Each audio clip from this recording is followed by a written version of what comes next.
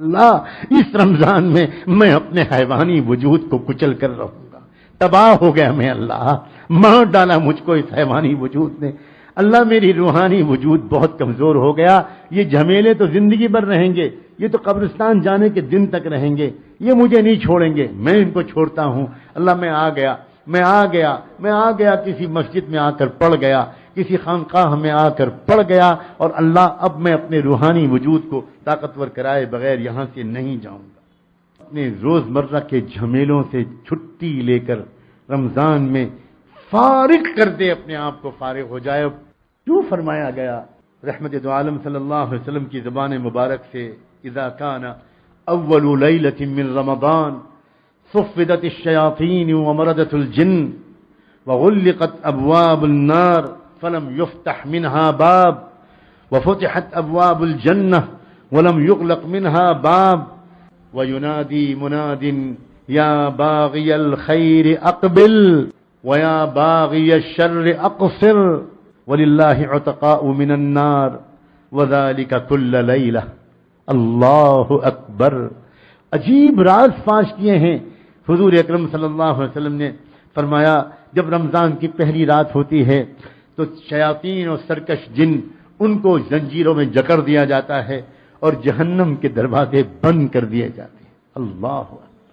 جہنم کے دروازے بند کر دیے جاتے ہیں، ایک دروازہ بھی کھلا نہیں رکھا جاتا، اور جنت کے سب دروازے کھول دیے جاتے ہیں، ایک دروازہ بھی بند نہیں رکھا جاتا، اور ایک کوئی منادی آواز لگاتا ہے، پکارتا ہے، یا باغی الخیر اقبل، اے خیر کے چاہنے والے میرے بندے میری بندی، اے خیر کا چاہنے والا اور اے خیر کی چاہنے والی، آگے بڑھ آگے بڑھ، یہ کمائی کا موسم ہے، آگے بڑھ، یہ حاصل کرنے کا وقت ہے، اپنی تمناؤں کو پورا کرنے کا وقت ہے۔ وَيَا بَاغِيَ الشَّرِّ أَقْصِرْ، اور اے شر کے چاہنے والے پیچھے ہٹ پیچھے۔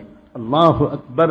اور پھر فرمایا وَلِلَّهِ عُتَقَاءُ مِنَ النَّارِ، اور اللہ تعالی کے طرف سے ہر رات میں رمضان کی نہ جانے کتنے بندے اور بندیوں کو جہنم سے آزادی ملتی ہے۔ وَذَلِكَ كُلَّ لَيْلَةٍ، اور یہ جو صدا ہوتی ہے، جو لگائی جاتی ہے، پہلی رات سے شروع ہو کر آخری رات تک رہتی ہے۔ اللہ تعالیٰ نے ایک بہت بڑا انعام ہم کو دیا کہ تراویح کی نماز عطا کر دی۔ دن میں روزہ، رات کو تراویح۔ دن کا روزہ رکھے انسان اسی نیت کے ساتھ کہ میرے اللہ مجھے دو چیزیں دے دیجئے اس روزے کے بدلے، ایک مغفرت دے دیجئے، ایک تقوی دے دیجئے۔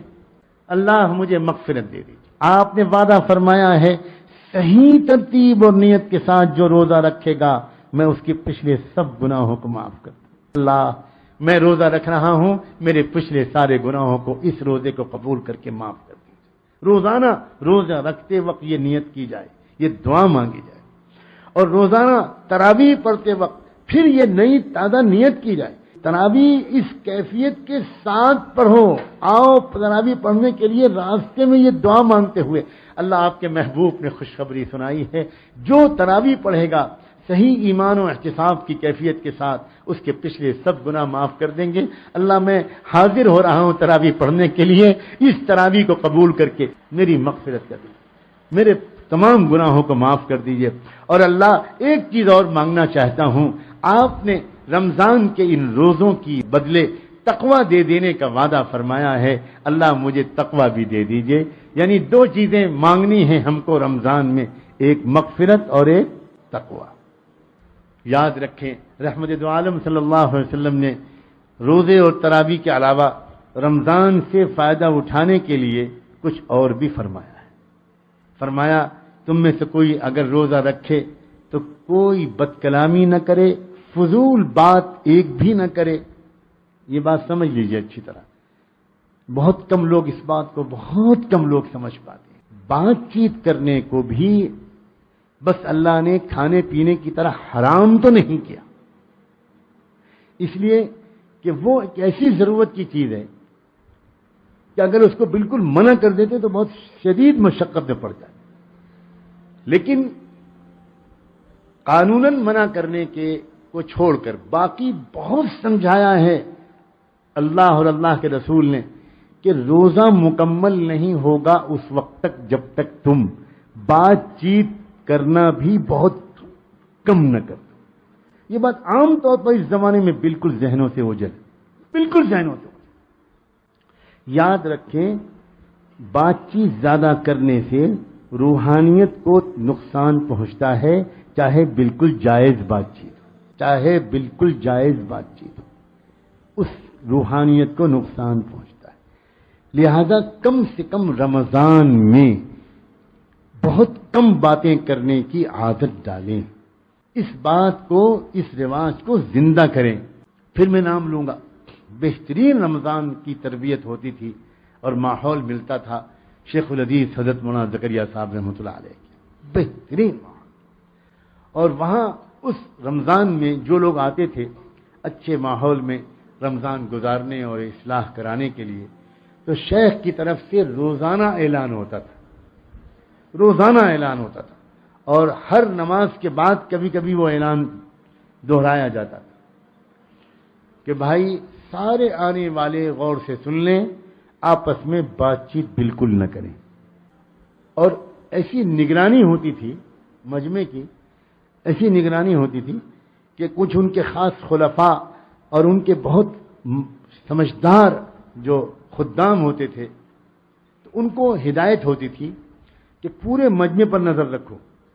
تو جہاں کوئی آپس میں بات کرتا تھا اور وہاں بات کرتا تھا چھپ کر، چپکے سے کانا پھوسی کرتا تھا، بات کرنے کے عادی لوگوں کے لیے بات نہ کرنا بہت مشکل کام ہے۔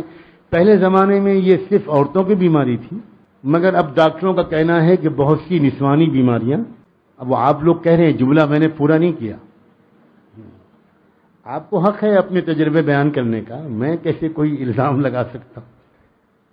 اپنی آپ بیتی بیان کرنے کا حق ہے، میں نے تو آدھا جملہ چھوڑ دیا تھا۔ اب آپ خود کہہ رہے ہیں کہ اس زمانے میں زیادہ تر نسوانی بیماریاں مردوں کو ہو گئیں، تو پھر آپ ذمہ دار ہیں اس کے، میں تو نہیں کہہ رہا، میری کہاں ہمت کہ میں اتنی واہیات بات کہوں، لیکن آپ کہہ رہے ہیں تو میں جھٹلاؤں گا بھی نہیں، آپ سچے لوگ ہیں۔ یہ بات سچی ہے کہ پہلے زیادہ باتیں کرنے کی بیماری عورتوں کی ہوا کرتی، اس لیے تو کہہ رہا ہوں کہ نسوانی بیماریاں مردوں میں منتقل ہو۔ چنانچہ روزہ صرف کھانا پینا چھوڑ دینے کی مشق نہیں ہے، بات چیت کو کم سے کم کر دینے کی مشق کا بھی نام ہے۔ جو چاہتا ہے کہ اس کا روزہ کامل ہو، مؤثر ہو اور مقصد حاصل ہو، روحانی وجود کا طاقتور ہونا، حیوانی وجود کا کمزور ہونا، جو یہ چاہتا ہے وہ بات چیت بالکل کم سے کم کر، یہاں تک کہ آپس میں بہت زیادہ دینی گفتگو بھی نہ کرے۔ شیطان بہت ہوشیار ہے، وہ ہمارے آپ کے جیسے لوگوں کو یہ مشورہ دلواتا ہے، دین کی بات تو کرنی چاہیے۔ اب شروع تو ہوتی ہے دین کی بات سے، لیکن پھر اس کے بعد اسی بات میں بڑے بول، اسی بات میں جھوٹ، اسی بات میں غفلت، اسی بات میں نہ جانے کیا کیا شامل ہو جاتی ہے، اور وہ سب برباد ہو۔ رمضان کا مہینہ انقطاع عن الخلق کا مہینہ ہے، رمضان کا مہینہ مخلوق سے کٹ کر اللہ سے چمٹ جانے کا مہینہ ہے۔ اسی لیے 20 دن شروع میں یہ مزاج بنتے بنتے بنتے بنتے بنتے پھر اللہ تعالیٰ اور ایک قدم آگے بڑھواتے ہیں۔ وہ یہ کہتے ہیں کہ بھائی ابھی تک تو تم مخلوق سے جو کٹے، اپنے گھر میں رہتے ہوئے کٹے، اب گھر کو بھی چھوڑو اور آ کر آخری عشرے میں مسجد میں پڑ جاؤ، اعتکاف کرو، کٹ جاؤ ہر ایک سے، کٹ جاؤ ہر ایک، بس باتیں کرو اللہ۔ اعتکاف میں بھی ہمارے یہاں بڑا مسئلہ ہو گیا کہ اعتکاف میں مجمع آتے ہیں، اور وہ مجمع کیونکہ ان کی وہ تربیت بھی نہیں ہوتی، وہ نگرانی بھی نہیں ہوتی، اور ماننے کا مزاج بھی وہ نہیں رہا، تو اعتکاف کے درمیان بھی آپس میں باتیں کرنے کی غلطی ہوتی ہے۔ اس کے نتیجے میں وہ نورانیت جو ان 10 دن اور 10 راتوں میں پیدا ہو جانی چاہیے تھی، اور جو روحانی طاقت بڑھ جانی چاہیے تھی، اکثر و بیشتر دیکھا جاتا ہے وہ نہیں بڑھتا۔ پھر اللہ تعالیٰ نے بڑھاتے بڑھاتے، دیکھو عجیب اللہ کا نظام ہے، جو کہتے ہیں نا کہ یہ دبی دبی تمنا، یہ تھکے تھکے ارادے، کہہ دو میر کارواں سے خودی کی لے بڑھا۔ تو بڑھاتے چلے جا رہے ہیں اللہ، یہاں تک کہ جب آخری عشرہ پہنچ گیا بہت بڑھا دیا، گھروں سے نکال لائے، مردوں کو مسجد میں ڈال دیا۔ عورتوں کے بارے میں اللہ نے، رسول نے ترغیب دی کہ بھئی گھر کی ایک آدھ عورت گھر کے اندر اعتکاف کرے، گھر کے اندر اعتکاف کرے۔ اور گھر کے اندر عورتوں کے اعتکاف کے مسائل اعتکاف کرنے والی خواتین یہ معلوم کر سکتی ہیں، کتابوں میں پڑھ سکتی ہیں کہ گھروں کے اندر عورتوں کے اعتکاف کی شکل کیا ہے۔ لیکن یہ بات بھی ذہن میں رہے کہ اللہ اعتکاف کرنے والی عورت کی اصل نیت کو جانتا ہے۔ ماشاءاللہ یہ بیان کسی نئی نویلی بہو نے سنا اور اس کو بیان کا یہ حصہ بہت پسند آیا۔ اس نے کہا آج کے بیان نہ سنتی تو بڑا نقصان رہتا، اور جا کر اپنی بوڑھی ساس سے کہا کہ میں تو اعتکاف کروں گی۔ بہت فضائل ہے اعتکاف، حضرت نے فرمایا اعتکاف کروں۔ چالاک ہے یہ بہو، ماشاءاللہ گریجویٹ ہے، جانتی ہے اعتکاف کے بہانے ہر کام سے بچوں گی، بیٹھا بیٹھے پکا پکا ملے گا، مزہ آئے گا، مزہ آئے گا، اور پردہ تان کر جم کے سوؤں گی۔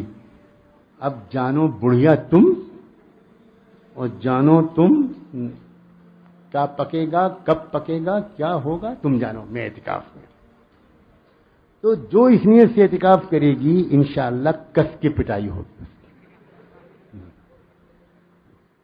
کیونکہ انما الاعمال بالنیات۔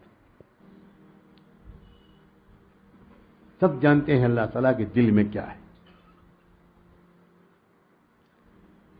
اللہ اکبر و کبیرہ۔ پھر اعتکاف میں بھی بڑھاتے بڑھاتے بڑھاتے اللہ تعالیٰ نے ہدی کے لئے کو بڑھاتے بڑھاتے کہاں تک پہنچا دیا شب قدر تک۔ اللہ اکبر۔ ایک رات ایسی بنا دی 1000 مہینوں سے بہتر، ایک رات ایسی بنا دی جس میں فرشتوں کے جھنڈ جبریل امین کی قیادت میں اترتے ہیں۔ حدیث میں صاف آتا ہے اذا كان ليلة القدر نزل جبرائيل في كبكبة من الملائكة يصلون على كل عبد قائم او قاعد يذكر الله عز وجل۔ جب شب قدر ہوتی ہے تو جبریل امین ملائکہ کے ایک زبردست مجمع کو لے کر اترتے ہیں، اور یہ مجمع، یہ فرشتے کیا کرتے ہیں، ہر بندہ ہر بندی جو بیٹھے یا کھڑے اللہ کے ذکر میں مصروف ملتا ہے ان کو، وہ اس پر اللہ کی رحمت کا پیغام پہنچاتے ہیں، اس پر اللہ تعالیٰ کی رحمت اتار دیتے ہیں۔ یصلون، اللہ کی طرف سے صلات پہنچا دیتے ہیں۔ اللہ اکبر۔ اور مجھے ایسا لگتا ہے کہ یہی وہ عمل ہے جس کے ذریعے سے جب فرشتے کسی کو چھو لیتے ہیں، یا فرشتے کسی سے مصافحہ کر لیتے ہیں، یا فرشتے کسی کے اوپر، کسی کے دل پر اور روح پر اللہ کا وہ روحانی پیغام اتار دیتے ہیں، اسی سے اس کا روحانی وجود طاقتور ہو جاتا ہے، اور اسی سے اس کا حیوانی وجود کمزور ہو جاتا ہے۔ یہ بالکل صاف معلوم ہوتا ہے، کیونکہ فرشتے اسی روحانی وجود کے ہیں، فرشتوں کا کوئی حیوانی وجود نہیں ہے، فرشتے سراپا روحانی وجود ہیں۔ اب وہ آتے ہیں اللہ کی طرف سے اذن لے کر، اجازت لے کر، حکم لے کر کہ اللہ یہ آپ کے بندے اور بندیاں ہیں، یہ اپنے روحانی وجود کو طاقتور کرنے کے لیے اتنے دن سے محنت کر رہے ہیں، اللہ ابھی 2-3 دن باقی ہیں رمضان میں، آپ ہم کو اجازت دیں، ابھی سے ہم روحانی وجود کو ان کے طاقتور کر دیں اور حیوانی وجود کو کمزور کر دیں، تاکہ بقیہ 2-3 دن اور راتوں میں پھر ان کے اوپر آپ کی تجلیات خوب برسیں، اور پھر جب عید کی رات آئے جو انعام کی رات ہے تو پھر تو ان کو انعامات ملیں، اور پھر جب یہ عید کے دن نماز پڑھنے کے لیے آپ کا ترانہ پڑھتے ہوئے جائیں، اور یہ جب عید کے مجمع میں بیٹھیں، اور آپ جب پوچھیں گے ہم سے، پوچھیں گے یہ میرے بندے کیوں آئے ہیں، تو ہم آپ سے کہیں گے یہ بندے آئے ہیں آپ کی مغفرت مانگنے، آپ سے معافی مانگنے، ٹوٹا ہوا رشتہ جوڑنے کے لیے آئے ہیں، تو اس وقت آپ ہم سے کہیں گے فبعزتی و جلالی، فبعزتی و جلالی، میں اپنی عزت اور جلال کی قسم کھا کے کہتا ہوں، آج میں اعلان کرتا ہوں میں نے ان سب کی مغفرت کر دی، ان کو تقویٰ دے دیا، ان کے روحانی وجود کو طاقتور بنا دیا، پچھلی خطاؤں کو معاف کر دیا۔ اور آج میں کہتا ہوں، آج تم اپنی آخرت کے لیے ان سے کہہ دو تم جو دعائیں مانگو گے میں سب قبول کروں گا، اور تم اپنی دنیا کے لیے جو دعائیں مانگو گے ان کے بارے میں تمہاری مصلحت دیکھوں گا، جو سمجھوں گا تمہارے لیے اس دنیاوی چیز کو دے دینا مفید ہے جو تم مجھ سے عید کے دن مانگ رہے تھے یا رمضان میں تم مانگتے رہے، میں تم کو دوں یا نہ دوں، اگر مصلحت ہوگی تو دے دینے کا فیصلہ کروں گا، اگر مصلحت نہیں ہوگی تو میں روک دوں گا کہ نہیں، یہ میرا بندہ نہیں جانتا، یہ والی نعمت وہ مانگ تو رہا ہے لیکن یہ نعمت دینا اس کے لیے مفید نہیں ہے، میں اس کا خیر خواہ ہوں، میں یہ نعمت تو نہیں دوں گا، اس کے بدلے کوئی اور نعمت دوں گا، یہاں بھی اور آخرت میں بھی۔ یہ پورا ایک عمل ہے جو رمضان کا چاند نکلتے ہی اور عید کی نماز تک پورا ہوتا ہے۔